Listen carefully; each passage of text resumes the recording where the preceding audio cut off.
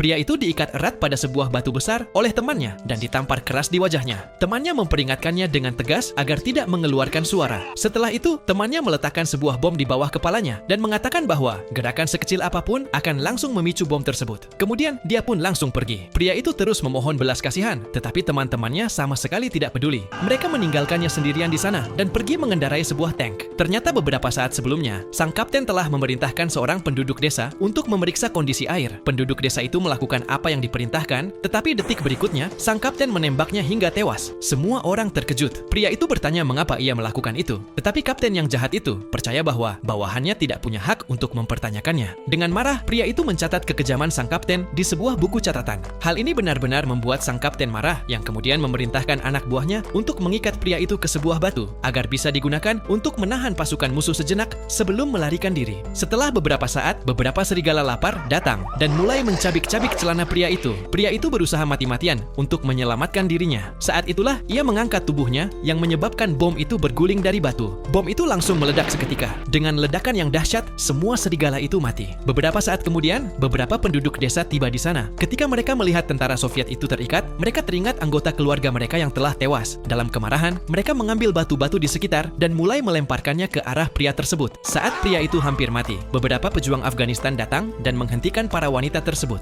Mereka tidak membunuhnya, melainkan membawanya kembali ke kamp mereka. Saat pemimpin mereka mengetahui bahwa pria itu tahu cara menggunakan peluncur roket, dia mengajaknya untuk bergabung dalam upaya membalas dendam terhadap musuh. Pria itu teringat akan kekejaman yang dilakukan oleh kapten dan temannya, sehingga dia setuju untuk bergabung. Bahkan, dia memperbaiki peluncur roket mereka yang rusak. Keesokan harinya, pria itu memimpin pasukan Afghanistan untuk mengejar sebuah tank Soviet. Komandan tank melihat mereka dan segera memasang senapan mesin, lalu mulai menembak. Namun pelurunya segera habis. Mesin tank itu kepanasan karena terik matahari dan tidak bisa dihidupkan kembali. Saat para pejuang Afghanistan mendekat, komandan itu akhirnya berhasil menyalakan tank tersebut. Tank itu pun melarikan diri melaju mundur dengan meninggalkan jejak asap tebal. Tetapi karena kerusakan parah, tank itu bergerak sangat lambat sehingga mereka dapat segera menyusulnya. Dia mengambil peluncur roket, membidik ke arah tank dan menembakkannya. Roket itu menghancurkan bagian atas tank, tetapi para pengkhianat yang duduk di dalamnya tidak terluka. Tiba-tiba, batu-batu besar menggelinding dari puncak gunung dan menghantam tank tersebut. Roda rantai tank terlepas dan tank itu berhenti. Tepat saat itu, seorang wanita muncul di atas dan melemparkan sebuah granat. Ternyata mereka adalah para wanita Afghanistan yang telah kembali. Akhirnya, komandan tank menyerah dan keluar bersama dua prajurit untuk menyerahkan diri. Pria Afghanistan itu memberikan senjata leluhurnya kepada pria tersebut sebagai hadiah sambil mengucapkan terima kasih atas bantuannya. Pada saat itu, sebuah helikopter datang untuk menjemput pria tersebut. Pria itu meninggalkan tempat ini dengan membawa hadiah dari orang Afghanistan tersebut.